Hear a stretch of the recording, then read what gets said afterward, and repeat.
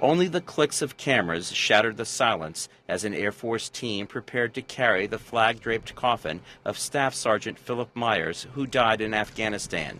The military says the 30-year-old airman was killed by an improvised explosive device. Myers was awarded a Bronze Star for bravery last year.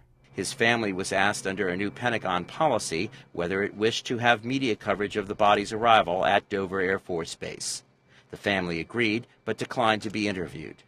Reporters have been blocked from covering the arrivals of U.S. war dead since 1991, when President George H.W. Bush imposed the ban during Operation Desert Storm.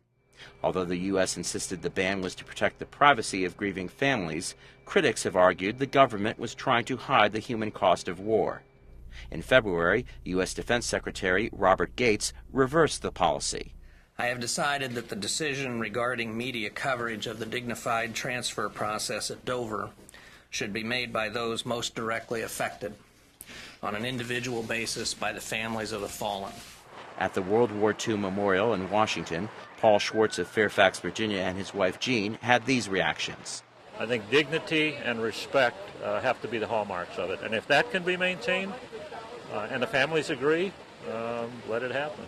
I personally find it an invasion of privacy, and I know people have a choice, but the media tends to sometimes get a little too aggressive, and I don't know that they're always going to cover this with grace. Roland Miller of Nebraska has no reservations.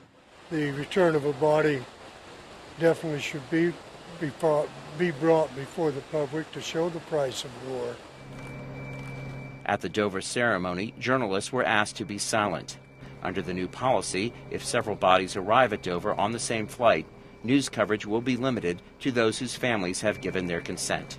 Robert Raffel, VOA News.